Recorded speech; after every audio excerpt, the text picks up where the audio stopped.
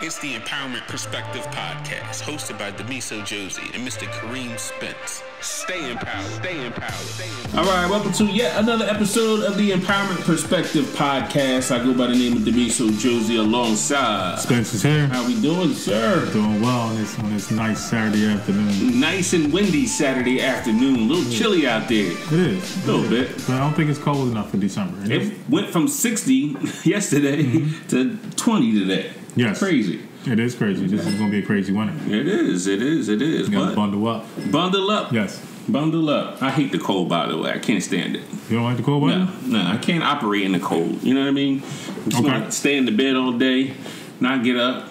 But good. I mean, it's not a bad thing. Yeah, it is a bad thing because then the light man will come turn the light out because I ain't go to work. Having lights overrated. Having lights it's overrated. We can use candles. Listen, they survived so long without having lights and gas and all that. We have too many luxuries. So I'm gonna go turn the lights on in your house and see how you like that. The gas. It's fine. Too. I'm never home anyway. True. It's fine. This is true. You were coming from somewhere this morning. Where were you this morning? Yeah, so we're actually collaborating with In My Care Mentoring. Mm-hmm. So what we have now is we're mentoring some young men. So we're getting it started, and I was actually facilitating today. So we have some wonderful mentors that are there as well. So it's sort of like I had to twist Yolanda's arm to collaborate with us. Got you. But she's on board with us, and it's going to be something great. All right, that's dope. We're going to talk about what we got in store for 2019 in a minute. Okay. Adding some things. But I do have some take it personals. Actually, some good ones, though. These are not bad take it personals. Okay, what you got? So, we went to IHOP with my family. My daughter had a birthday party and brought a bunch of kids to IHOP the next morning, and they went to the Grinch pancakes. And me and my wife got the omelet, whatever. And, the lady the server came over, and we ordered the omelet. And then all of a sudden, kids' food was coming out. Me and my wife's food wasn't coming out. I was like, all right, well, maybe she just wanted to rush it. She was like, listen, I saw what that omelet looked like. I was not going to serve that to y'all. I said, I sent it back because I wouldn't eat it. I was like, all right, kudos. So shout out to the lady at IHOP for, making sure that her service was on point. I give her that. I don't believe her. You don't believe her? I don't believe your food was ready at all. I think it was. She used that as an excuse. What can I tell these people that they actually believe? You know what? I'm going to tell them that the food looked absolutely horrible. I couldn't present it to you, so you have to wait 10 minutes. So either her game was on point, because her service is like that throughout the whole entire experience, though. Okay. I had to ask for, I'm on this kick with tomato juice. I don't know why V8, but she didn't think they had V8. They didn't have the V8 that I wanted. She brought me back some. Is different kinds of V8s? Yeah, there's different kinds. They're spicy and all kind of different kinds. It's good. Okay. I don't know why. I'm getting old, I guess. I don't know why I'm on the V8. You went and asked for some tomato juice? So she ended up hooking that up and brought me some coffee, and I didn't ask for it. And they sung happy birthday to my daughter. Okay. She was just on point with her service. So shout out to her. And then, typically when you go to places like that, you don't get that kind of service. So I'm glad that particular server, I wish I knew her name. We're going to call her the Jesus Shuttlesworth of IHOP, because she got game. She got game, yes. Absolutely. So that's the one, take it personal. The other one, as you know, the Empowerment Perspective, we did our toy drive for the children of CHOP, Children's Hospital of Philadelphia. Yeah. And typically when we go, there's usually just a big bin or whatever, and you fill out the little form. Okay.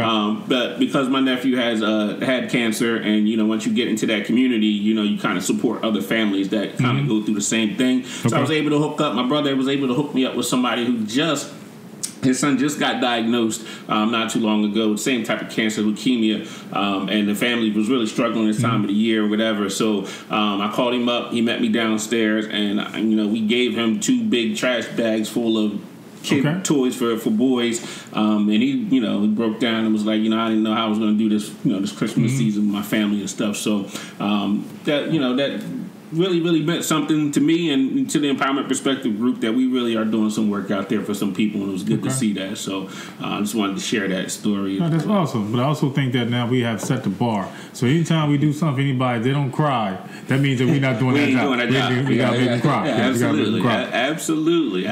So 2019 is coming around the corner. Yes. You guys already know that we're doing the conferences in Atlanta.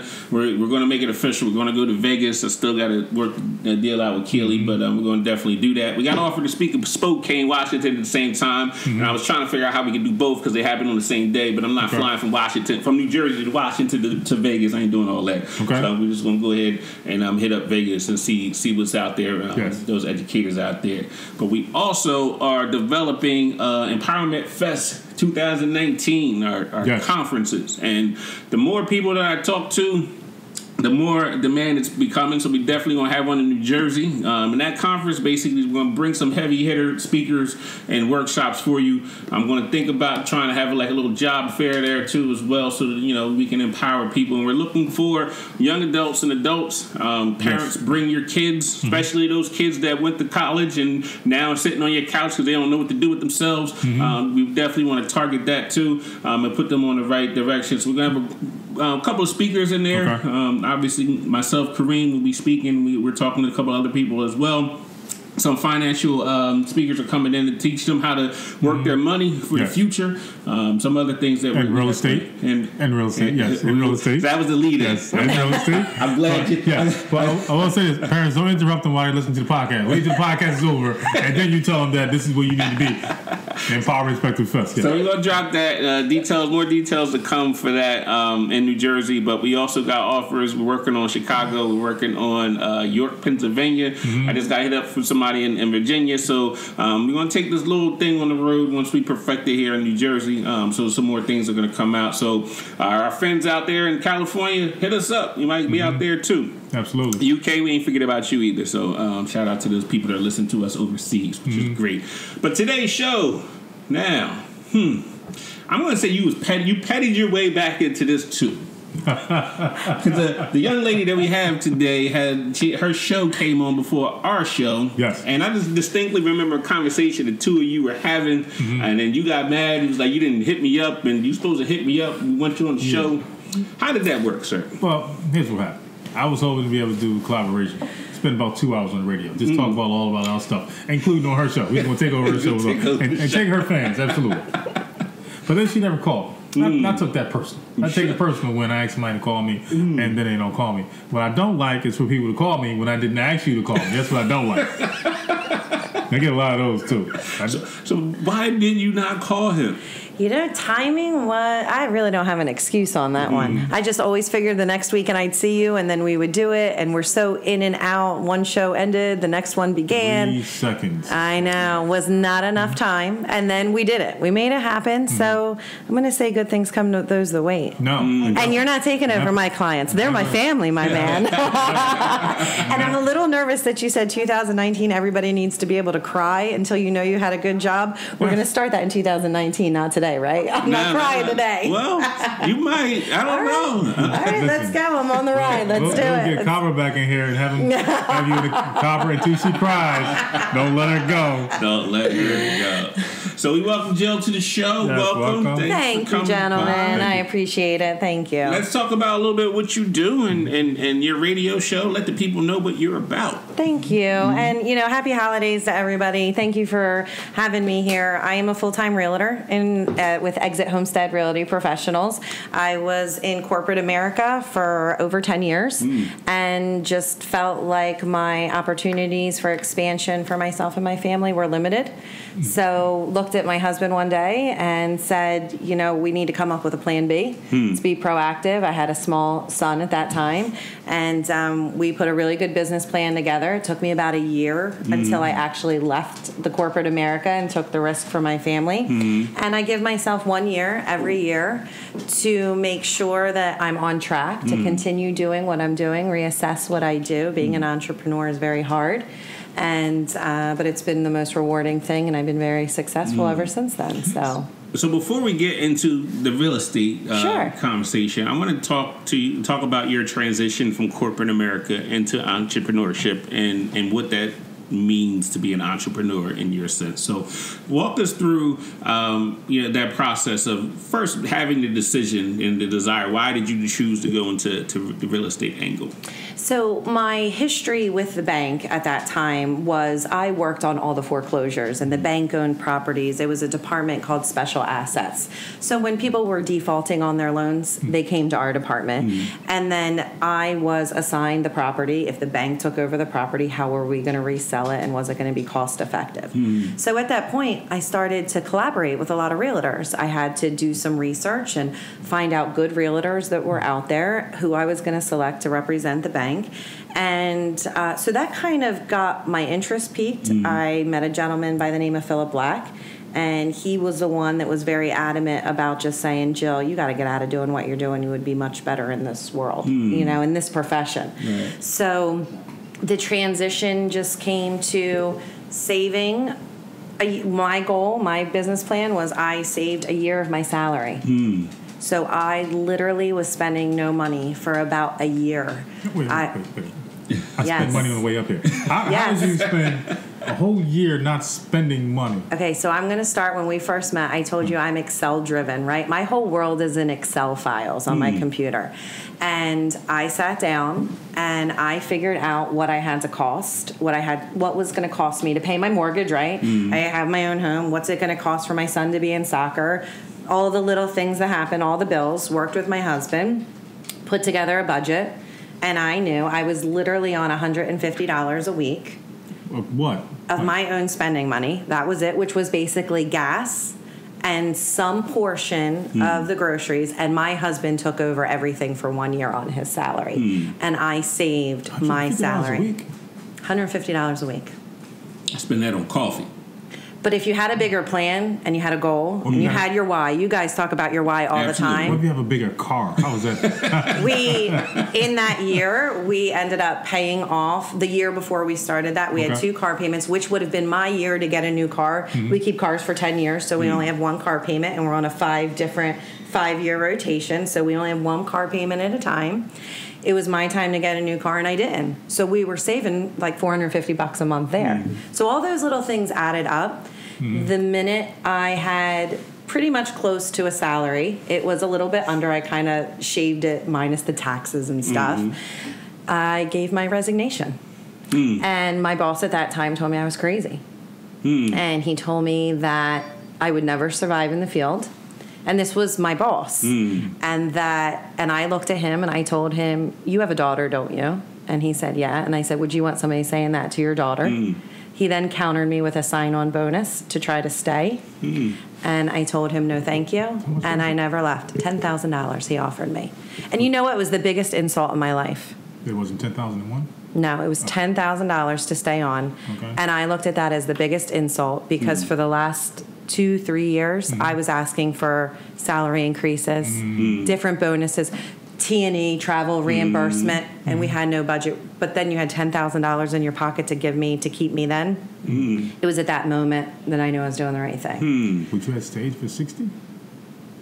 I probably wouldn't have. I was so into it at that point. 100,000. 100,000 I might have. For a little bit. I don't know forever. I probably would have based out the terms on that 100,000. What was I signing up for? The deal with the devil. So let me ask you this. Yeah. So for this $10,000, like if you would have worked another 30 days and then put your letter of resignation in, could you have kept the money? I couldn't have. He was on to what I was doing. He knew I was, obviously now he knew what field I was going into, because I did share that with him, because I didn't want to burn a bridge, because that industry is, and I didn't know if this was going to work or not. Let's be real. I was taking a risk. So I needed something to fall back on, and I had 10 years of experience. So if I had to go back into the banking industry, I needed to have something. He wasn't going to be my referral, but I needed somebody. So there was contingencies with it. I had to stay on for a certain amount of time. My job description was going to increase. I was going to have more responsibility. So it wasn't like, hey, Jill, here's just $10,000 to stay. It continued that process of, this isn't where I belong. And at that point, from everything that I was through that last year of kind of, just doing the basic needs. We did no family trips. We didn't go down to the beach that year. I mean, we had friends over and stuff like that, but it was all stuff that we still do now, like potlucks. But it wasn't Jill picking up the tab, and we weren't going out to eat. We were packing lunches. We really trimmed that. I was already out of the business a year before I resigned mentally. Mm-hmm. So there was going to have to be a lot to keep me there. Right. One of the things that your story kind of hits on for me is that there's so many people that have jobs that they can't stand, and they stay in it because they feel like they're trapped. They feel like, well, I got to pay the mortgage, I got to pay the car, I got to do all these things. It's real. It's real, but if you want to get out, I don't understand staying in a job that you don't like.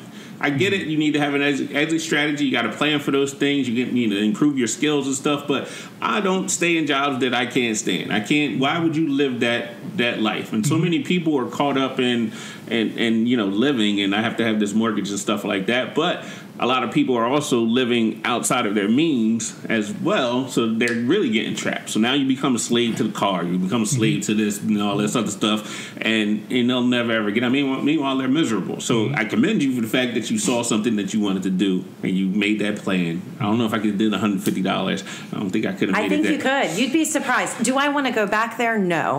But you know what? It also made me a lot stronger to know that I could do it. So if something changed, we did it. Right. You know?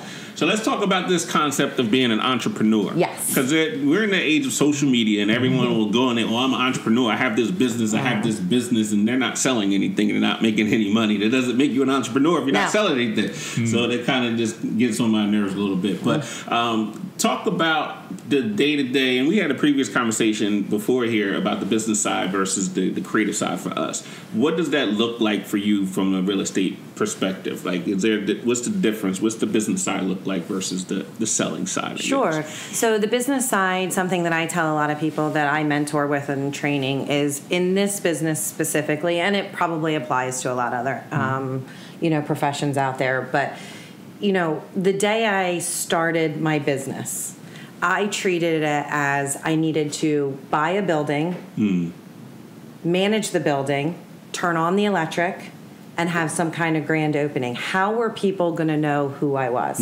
In Cumberland County, where I'm part of the Cumberland County Board of Realtors, we're close to 800 realtors. That's a lot of people.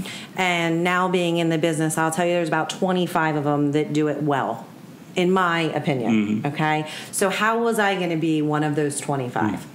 So I really had to put on the business fence of how am I going to let the world know what I'm doing, and I'm going to take it serious, and I'm not just going to be another Facebook ad that's going to come across, and then I'm not going to just be a new postcard that comes into somebody's mailbox every once in a while saying, I'm the best, call me, do that. So I really had to put, just like I did leaving one job, put the business plan together and have that year's salary that I saved. That was my kickoff budget for my business. So I had to invest in myself. I had to believe in myself, and I had to start from nothing. I had to do a lot of training. Today, I still do a minimum of 7 hours of training every single week, and it's blocked. I'm a big blocker, scheduling time person. That would have never guessed that. But people are like, how do you do 7 hours? Well, it might be a 1 hour training here. Right. I do look at if I'm I have weekly meetings with my team. So I have a 2 hour weekly meeting with them. And so that's 2 hours because I'm learning from them as much as they're learning from me because the realistic side of real estate is everything's always different. So we have to talk it out. The business perspective, I had to put my family as part of it as well because it is a group dynamic. So I had a lot less time that year one at home than I do maybe now because I had to be attending all the social events that were there. I had to brand myself. Right. So, the business perspective of it was very grueling. I don't think people take it as serious as they need to. I don't think people save the money that they need to invest in themselves as much as they need to in this profession. And I don't think that they stay on the top of education and realize how much learning you have to be. And you can't go get your license. Anybody can get their real estate license. If I could change one thing about my business or about this industry, the real estate license costs about $400. I wish it was like $3,000. What, 3 G's? Yes, absolutely. Explain. I feel that not everybody, majority of people think it's a get-rich-quick industry. Okay. And majority of people can save $400 at some point in their life. Mm-hmm. And then they get their license, and they have this license, and they represent themselves as a real estate agent. And all they've done is the state-mandated test, where we all know, even in school, right? We've taken tests, but it's not the real world. It's kind of the same in this profession. So there's a lot of people out there that claim to be a realtor and don't really take the business serious. And I think if that was a $3,000 price tag, and I'm just using a number, that it would eliminate a lot of the nonsense and it would eliminate a lot of really bad transactions in this area. But that's life, though. Any space. It is. I mean, that space is super duper crowded. So I'm looking at it from, being an entrepreneur. You're either going to, not too much stuff is created anymore. Like, you're reinventing stuff somebody already created. So you got to really figure out how you're going to separate yourself from the crowd. The education piece is one. The branding and marketing is a huge aspect of it. And I look at our Empowerment Perspective group in terms of how we brand it and how we go about doing it. And we do it so effortlessly because it's just organic. It's just who we are. And but you have to promote it, though. You have to promote it in the right areas. With today's social media, I mean, it's insane how I feel like more people should be taking the opportunity to be entrepreneurs and successful because of the availability of social media, and I can sell to somebody all the way on the other side of the world without even having to meet them. And so I don't understand why a lot of people are not pursuing that and their passions and their gifts. I mean, you can make videos. If my daughter can make videos of slime and sell slime at 12 years old, 10 years old, like, as an adult, what's your passion? What what are you passionate about? Figure out how to create a podcast or whatever it is, and then go out there and sell it. But just to get back to it, though, how do you navigate? How do you separate yourself other than education and how your branding? How are you separating yourself from such a crowded market in real estate? Right now, I really found out in 2018, I actually hired a personal trainer to do a lot of self-reflection. This was my year of self-reflection. And I'm not perfect yet, just like me and you started out, Rocky, but there's ways of me not being the best communicator. I should have followed up more accurately, but I'm first person to apologize for that. So I'm going to tell everybody. No, I'm telling everybody officially. I am sorry. Listen, we're going to get a highlight tape and we're going to run that. Does that not happen often? Do you not get apologies? Or do you just not have people that... It's a long story, but... Okay. I think that I'm wrong so often that I'm more of the person that's doing the apology than actually receiving. So now this is the holiday that you're supposed to be receiving, and I accept your apology. Well, thank you. Look at that love fest. We're there. I'll be the bigger person. We gotta rewind that. Right? Okay, yeah, scratch. Mr. Petty is being the biggest person. Listen, you're going to the top of our YouTube page. I love it. That is too funny. I don't know. I think just separating with the guidance of my trainer, he's really taught me, like, right now, got to listen to the whole sentence so it doesn't come across vain, because there's a vision there. I have a mirror that's by my computer, and I started that this year because I do a lot of time at night. I'm working on my computer contracts, etc. And the behind that mirror, and I change it on a monthly basis. I put a different motivational quote on it that I have learned through other people, or maybe people have given me, because I do that for a lot of people.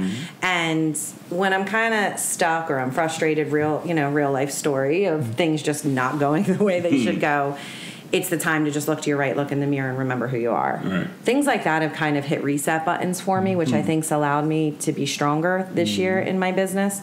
Majority of my business comes from referral now too, which is a great open, and I mean, it's a door that I didn't think year one I'd ever have. I mean, my goals for year one was to have 5 closings, right?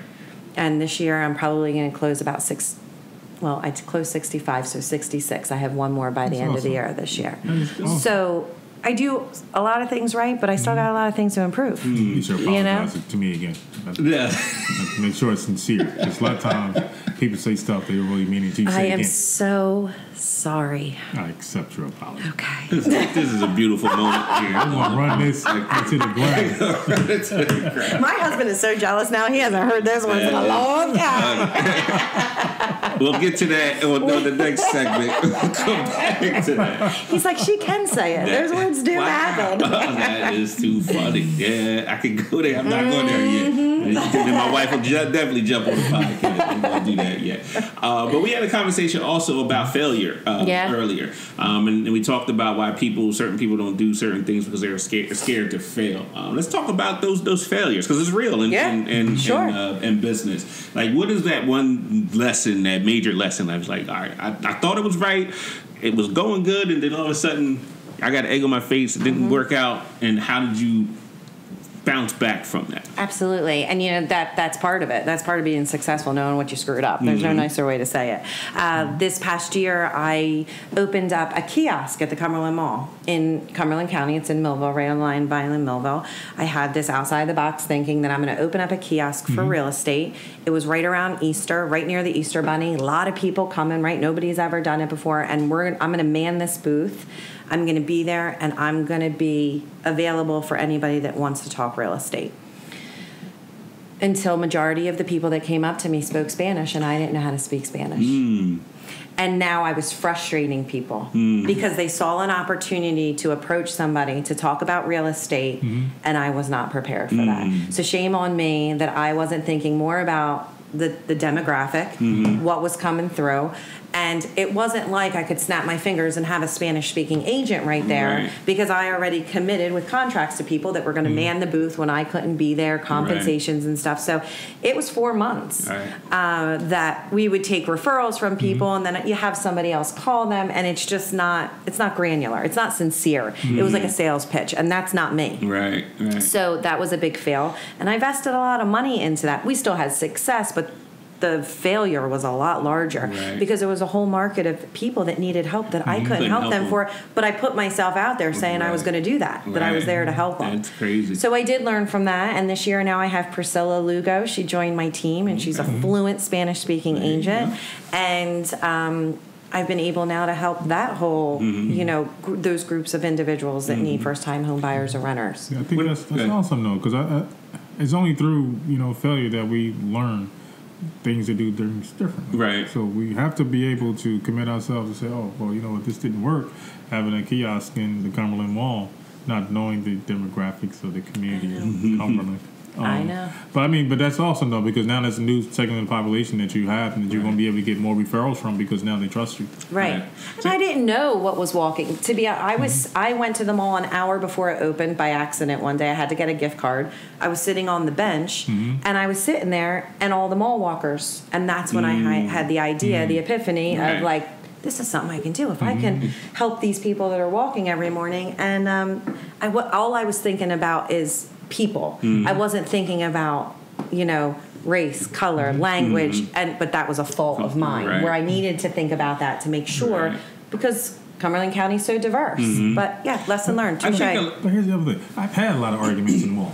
So you think about it, like, you know what? I don't even want to live with you no more. I want to go talk to Bill right here. That is too funny. Well, we're not there anymore because I pulled out because I wanted to hit the reset button and do it a different way. But, listen, we had a lot of fun. Fun. We had a lot of fun. It was great advertising. It was definitely something different, but it was a definite where people were like, rah, that's so. It was a fail in my eyes. For my business, it was a fail. Right. But you learn from it. I think a lot of entrepreneurs, at least beginning entrepreneurs, go at it in the wrong perspective. Like, when I look at it, like, you create a product for somebody else. You're not really creating it for yourself. Right. I mean, you have to create it for the audience, and you have to know that audience and what they want.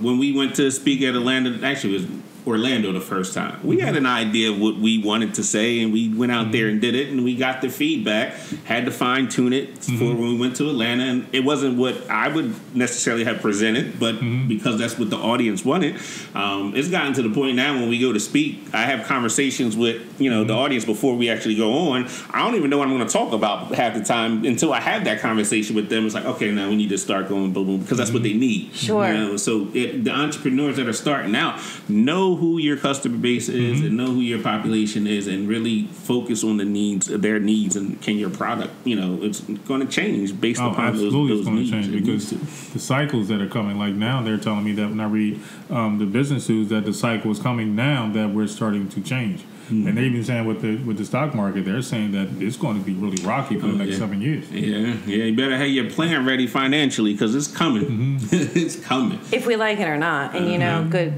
just to be prepared either way. But in my world, interest rates, they start going up again. It's all about monthly payments. Hey, it was about a monthly payment when I bought a house. So you remember, it's not about what I'm paying. It, what you're purchasing the house for. What is my monthly payment? Is my paycheck going to cover it, right? So mortgage rates have a big portion of that. Yeah, let's go into that, especially for our listeners. Can you tell us the difference between fixed versus the one that continues to bloom? I think was the sure. What's the other one? It's fixed versus. So there's tons of, and I'm going to talk very high level on it because my forte is really not the lending. I know about them, but I don't want to misspeak to guide anybody. I can always give them a lender, a professional if you have somebody specifically.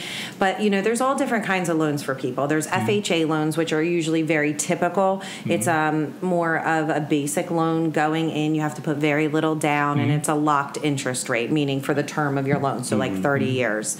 There are conventional balloons. There's 203K loans, which is kind of like a fancy word for a construction loan. So if somebody's getting a rehab house and they want to roll in all the construction, they can. There's loans specifically for our veterans. There's ones that the interest rates stay a certain amount and then balloon, say in year 5 or year 10. So it really is very personal. Loans are a personal assignment. And that's why you want to have a professional that's in the lending world do that, because depending on what you have or you may not have in savings or what you can take a loan from or what you have liquid money to in your savings account that you want to put down, or maybe you want to keep it to buy furniture for this new house you buy. So that's really a conversation that can be so different for so many people depending on what they want. I would also like to tell the audience that you need to do your own homework. I mean, the loans that she mentioned, you can look them up on the internet, find out what's right for you. Because I hate to say it, there's some shady people out there that do shady things. So their job is to sell you stuff, and they're going to try to get the most money that they can get out of you. So make sure that you are, doing your research. Don't just rely on, unless you know the person and you're really, really comfortable with them. But even then, I would still do the research if you're about to get a loan. So sure. I always tell everybody you need to do 3. So and even when they're hiring a realtor, I tell them when I'm having a listing appointment with somebody, I'm like, have you interviewed any other realtors? And if they say to me no, I have no problem saying, I'm going to recommend for you to call 2 other realtors and interview them as well. And then if you have any questions, give me the courtesy and ask me, and I'll answer them for you or whatever it may be. But the same goes into lending. The same goes when you buy a car, you just don't go to the first car dealership, right? You might go and look for a couple different cars. We're all in a line of business. Personality is everything in my industry. You've got to find people that are going to get your situation, and work you through it. So power of 3, interview 3 people. That's awesome. So let's talk about the market. I know that before it was good. It was a buyer's market, a seller's market, and I just can't keep up with it. I'm done buying houses. I'm done. I'm not buying no more. I'm going to an apartment after this. I'm done. Oh So no. you might talk to Kareem. You might want to buy a house. I ain't doing it. So where are we in terms of the market? Is it a buyer's market, seller's market? What does that even mean? Okay, I'm so glad that you just said, what does that even mean? To me, as a realtor, being in the business, it's almost by saying it's the buyer's market or seller's market. I feel that everybody needs more education on that, because it's really a seesaw. So I'm using my hands here and they can see it on here. But when it's a buyer's market, in theory, that means, right, prices are lower, right? Is that the concept that you're thinking? And when it's a seller's market, the list price are higher. Right. Okay. Well, behind the scenes, it's a seesaw is how my analogy is. If your list price are higher, your interest rates are lower. So now interest rates are rising, the purchase prices are going to come down. It's the same market, my friends. It's just the way. It's the same way you're looking at it. It's the same thing. Now, the only difference that will affect that is inventory. How much inventory is out there?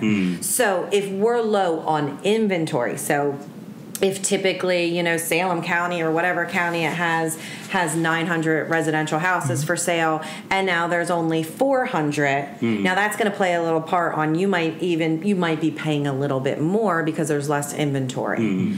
So, but it really has nothing to do with a buyer's and seller's market in regards to interest rates and prices of houses. I strongly believe it's more about the inventory. So right now inventory is low. Gotcha. This is the busiest time of year. Another concept. Everybody is like, I would never sell my house in December. People aren't buying. I will tell you, this is the busiest time of year. People say, no, Jill, spring market's the busiest. Guess why? Because they're going under contract now, January, February, and then they're closing in the spring, people, but they're going under contract now. So, you know, it's not... There's a lot of misconceptions, but I don't fault anybody because it's just education. That's kind of why I get on the radio every week and try to break some of those myths because somebody might be ready to sell their home and they're like, I'll just wait for the spring. Well, if you're listing your house in the spring, we're still going to sell it, but you're not having the biggest amount. And I think we're so busy in like February, everybody's got income tax money. Money's burning, ready to be spent. That is true. Deposit time. That's where I think we get really the busiest. All right, let's talk about. I'm trying to buy a house, and you do these things called comps in the areas, right? So break that down. What does it mean, and how big of an influence is it when it comes time to buy a house at that particular point? Sure. So when I do a listing appointment with somebody, they want to sell their house, or somebody's saying, how much is my property worth? Some of the terminology is called a CMA, which is a corporate market analysis, or comparable market analysis, excuse me, or there's a BPO, a broker's price opinion. It's the same thing. It just depends on the title of the agent that's working with you. So it's incredibly important. That's how I price my houses. That's how I run my business. So we need to know, and my banking experience has paid that, has given that huge insight to me, because I know your house is only worth, number one, what somebody's willing to pay for it, right? And the comps, because what that means is, if somebody's getting a loan, a bank is going to do an appraisal. An appraisal is nothing but comparable properties.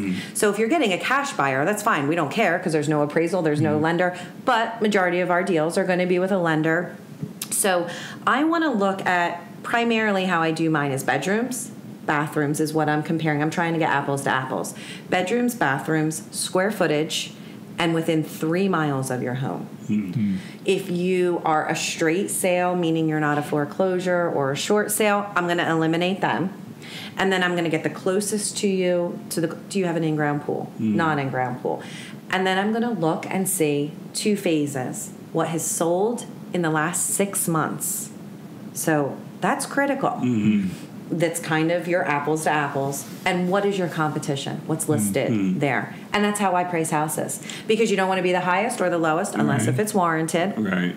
And that is exactly what an appraiser is going to do when your buyer needs to get a loan. My sellers, I tell them the day you list your market, start putting your buyer's hat on. If you were a buyer, what would you want? Stop getting so emotional about your house, because you want out. So you need to appeal to the buyer. All the fancy stuff that you've done with your hard sweat and hours of love and care, sometimes it doesn't matter anymore. Doesn't matter at all. No. Right, see? So you've got to get into, when you're selling, you have to think like a buyer, and when you're a buyer, you need to think like a seller. Is the best advice I think I try to give all my clients. You're not selling your house to yourself. That's right. You gotta sell it to somebody else. People don't care that, your first baby was born here. I don't mean to seem heartless. We care when it's your own home. Other people don't care. They want to make their own memories there, right? Why would your baby be born in the house? Listen, there's people out there that do it in tubs and stuff. Right? That might not be a good selling point. Wasn't nobody that died or baby in this tub. I'm not getting it there. Now they got to redo the bathroom. Too funny. So what if we got a bunch of shady sellers like Kareem, right? Sold all these houses, and then you try to find a comp. Let me stop. That is too funny. But I just remember the whole experience. I hated. We had a townhouse before here, and I was selling it and went to the table twice, and it fell through twice because I guess the people on the other end didn't tell them the whole story on how much it was going to cost monthly. I mean, I'm talking about we moved everything out the house. Yeah, it's I'm real. ready to give the key. I'm getting ready to buy this house, and I can't buy this until I sell that. And sit at the table, take a day off from work, and they walk away. Happened twice. Do you see that a lot happening? How you get that far? They walk away. Well, you got. There's so many things that can happen. Listen, do I see it a lot? No. Where we got some wood in here? Wood. I know we need something here. Luckily, it's never happened to me in my years. Have I seen it happen with other realtors? Yes.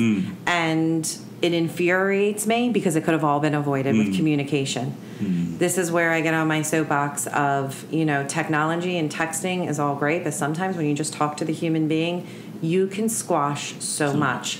It may have been that other realtor's or your realtor's first deal. If you knew that, then you could have, if you had interviewed that realtor, and I'm not saying they are, so I'm not, dissing anybody that, worked in this transaction, just talking about generic scenarios. But, if you knew that was their first deal, then you may have said, are you being mentored through this? Do you have a coach? Are we going to make sure? You would have known the questions to ask to make sure. Right. They work for you. It's their responsibility to get you to closing. And listen, we don't want to give bad messages. I've had delayed closings. We've had to reschedule them, but you don't want it happening at the day of closing. Right. Especially, like you said, when you're taking off work. Yeah, and you've got moving trucks, and now and we call it the domino effect. Now you can't buy the next one. Now you've made that, it's not a good message. Terrible. Let's talk about, and I'm going to go back to my horrible experience. It was our first time me and my wife were looking for a house, and we told them, what we were looking for. And this particular realtor started taking us around neighborhoods that I wouldn't put my dog in. Right? Okay. And I'm like, you know how much money me and my wife make? Like, why are you showing me these houses? Like, walk us through the process of how you determine what houses to show your clients. So it's two phases with me. So first of all, I'm sitting down and meeting with them, and I need them to just tell me their life story in regards to what do you want. I actually have a checklist of questions that I'm going to ask if they don't answer me. It is, yes, and it's color coded with teal highlights, right? He's shaking his head at me again. It is, and it's all the things about it's wants and its needs. They're two very different things. Absolutely. Okay? And location is obviously in there, price is in there, but also things are in there about, schools. Do they care about schools? Some people do, some people don't. Taxes. Why are they moving? That's usually a question that's the first one that I'm asking, because sometimes that tells you a lot more about location and things like that. So we get to know each other. They're telling me where they want to live typically. And it is, from a realtor's perspective, I need to be very conscious of not steering anybody in a particular neighborhood and going in or coming out. Okay. But that really should be triggered by the buyer of where you want to be. Now, if you don't know where you want to be, then I'm just going to do simple county searches to begin with, right? And put in the criteria that you've told me about, bedrooms, bathrooms, etc. Send you a list, and then we actually, with my team, we create a portal. It's like a website, and you can go in there and like which ones you want, and then I'm going to say, hey, go in your car and drive around those properties first. Let me know if you can see yourself living there. So then you do that due diligence. The last thing I ever want to do is bring a buyer to a house and their feedback is, I don't like the neighborhood. Because then that's wasted my time where I could have showed you other. And you're wasting the seller's time too, because they may have cleaned their house for their first time and opened it up for you or made arrangements to get their pets out. So I like to do it in a series of getting to know somebody, setting them up on a larger scale, maybe from a zip code or a county or maybe around their work. Some people say I don't want to live more than 10 miles from my work. So then I make that search be that. But that's where I start, and then just fine tune it. And then when we see a couple houses, I'm going to start to get to know what you want. And then we even fine tune it there until we find you a place. How do you fire your realtor? Because you guys have us under contract. Yes. How can I fire you? So when you're signing a listing agreement, there is terms of how long you're going to keep so you're selling your house or a buyer's agent? Buyer. Tell me which one. You could leave me tomorrow. There's no contract. There are some realtors that have buyer contracts. I work for you as a buyer's agent free until you buy a place, and then the seller pays my commission. So you really don't ever fire, because you're not hiring a buyer's agent. You're not paying for it. The seller always pays the buyer's agent commission. But if you're listing a home, you're signing a listing agreement for them to advertise your property, and you're agreeing on terms. The standard around here is 6 months. Okay, so if you hate the person after 1 month, shame on you, because you didn't get to know them well enough, right? You should have known, but then people change, right? They might have been nicey first day, but then maybe a month later you're not happy with their service. You would have to go to their broker owner and ask for a release out of your listing agreement, because you will have a signed commitment with them. So you would either have to ride it out, or you would have to go to the broker owner and tell the broker owner why you want out of that listing agreement, and try to agree to shorten the terms or be let go. Worst case snenario, you ride out the term. So it's not like the NFL where it's I can just say. No, you can't just say bye. At halftime. No. And too, like, I don't sign shorter than 6 month listing agreements because I spend a lot of money when I list your house. I haven't made any money yet. Okay, I don't make any money until we close at the closing table. When you get your money, I get my money. So I want at least 6 months to market your property. And that's fair for me. And I'm honest with people. I'm not going to let you out unless if it was something horrific. I've let 2 clients out over the years that I've been in. Did you say sorry to them? Did I say sorry? No. No. So you're the only person she said sorry to. I don't think you really need to apologize to anybody else. I think you. I'm good. Yeah, my life's complete. My life is complete now. Absolutely. Anybody ask you for an apology now? Just pay. No, yeah, it's minimal. So before we move into some fun questions, what are one or two things that you wish buyers in this case would need to know? Like, you're finding across, like, I'm always answering this question. They really need to know this, and they're not really getting it. I think buyers need to understand that they have the right to pick whatever realtor they want. And I think that they need to make sure that they interview multiple people. Just don't get the first person that says, hey, I sell real estate. I think that buyers need to be very open. They don't say as much as they should about their finances sometimes when they're talking to lenders. But I think they should get a professional referral if they commit to a realtor. Use that realtor. That realtor probably has a relationship that they've done a lot of deals with. So they kind of already vetted out realtors. I would say don't go through these quick look, I'm not going to say the actual company, but your commercials where you're I just stumbled there. But you want a local lender. You don't want to be patched through to California if you're selling in New Jersey. Okay, you want somebody that you can call their cell phone and pick up. So it's all about having the right professionals and being honest, and it can really be that easy. Yeah, the honesty and just making sure you got the right professionals, and do that through a vetting process. You owe it to yourself. It's probably one of the biggest transactions, right? It's real. Would you be interested in speaking at our conference? In New Jersey? Yes. Oh my God, I would be honored. I would be honored. We're global. We'll start in New Jersey. I got to look at my calendar. Just like you. Well, I can't. I say yes, but I need dates. I need to make sure, Okay. We're working on it. I would be honored. Thank you for the invitation. Yes. That's dope. All right, so we're going to switch gears a little bit here and have a little bit of fun here. You want to start with your traditional question, or do we not want to go there? You want to go a different route today? Wait, do I get a pass, or they all need to be answered? You answer whatever. Whatever this is going to be good. I'm ready. We're vetting you right now. Okay, I like it. So we know that you have an Excel spreadsheet. We know that you have a budget. Okay. So we always like to vet people to determine whether or not they're petty or not. Okay. Now, in a situation of marriage, okay, and you have a budget, how much is too much for a ring?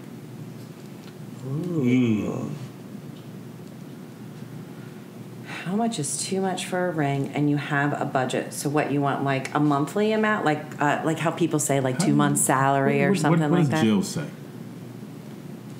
What did Jill say to her husband when he showed up? Like, he just left the supermarket, he got one of the rings and said, here you go. He said, no, that's not it. Yeah, I don't know what my husband paid for my ring, but... You didn't have it appraised? You appraise everything in your life. You have it appraised? I don't have it appraised. He didn't get comps for the ring? No. He didn't look around? I'm a husband. No, I didn't. Had 6 people within a 3-mile radius? How much did that cost? I didn't buy it. I didn't have to do an analysis on it. This was him. Great idea. Come on. To all the guys out there, you need to get 3 or 4 comps. On your ring. I would say, you want me a dollar amount? I would say $4,000 or $5,000. Interesting. Now, how much is Jill paying for his ring?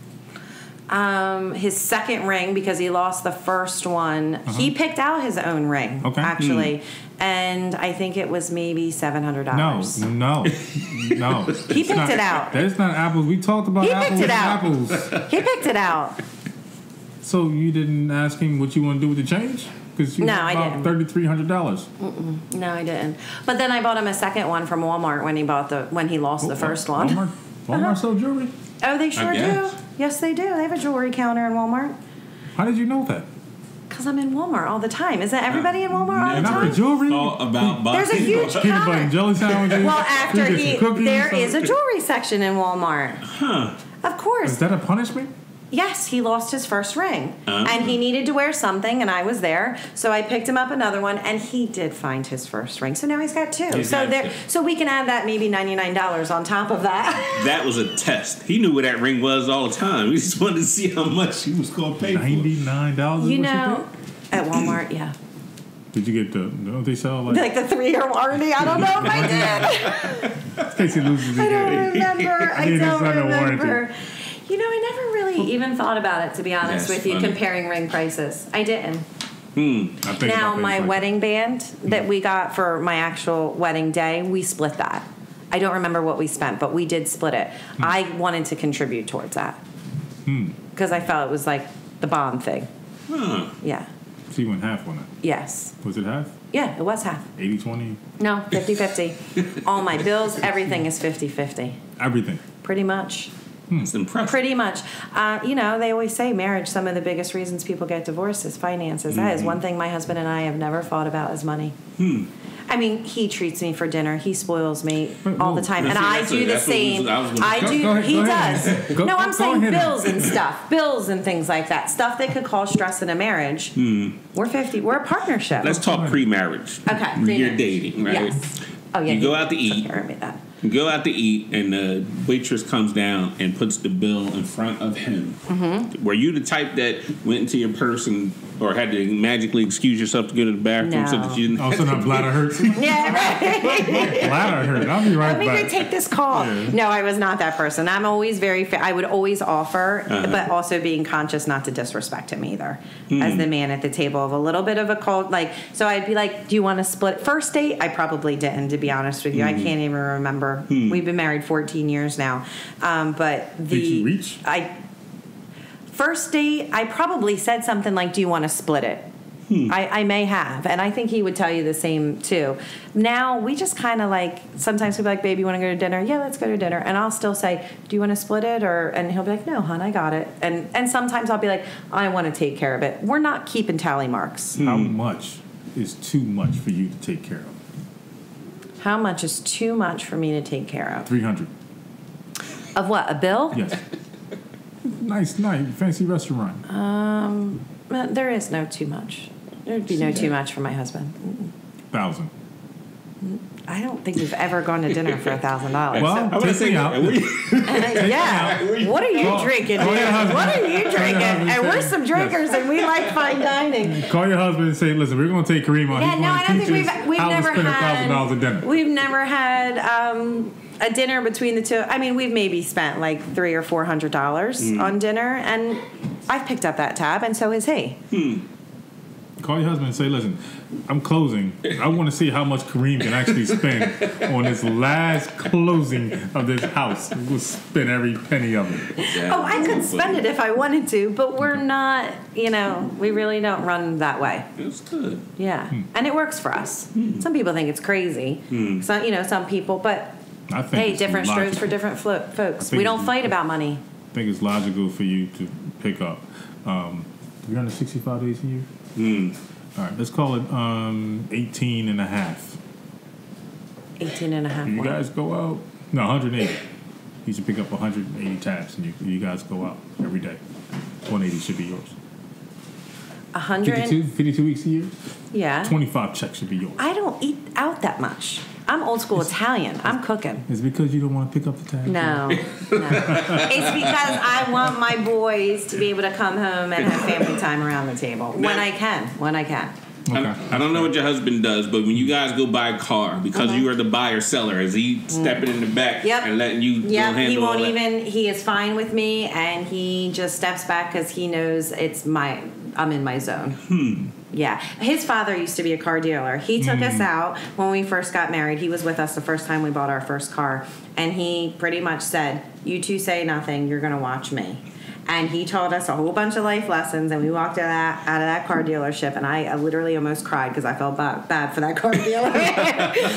Just pretty much today was not his day to make any money, but we still got our car. Your car though. Now, I have the most respect for people with commission, so I'm not looking to embarrass or discredit or not for them to make money, but I'm in my zone and I'm getting the good deals. And I mean, me and my husband pick the car together, but then when it comes to the negotiating on that's my forte. Okay, all our listeners, when you need to buy a house and or a car, call Jill and pay her commission, and she'll take care of it. That's right. I mean, you still got to pay commission. This is their livelihood, right? I'm not trying to take that away, but I also am not going to pay out of the line, but I'm going to do my research.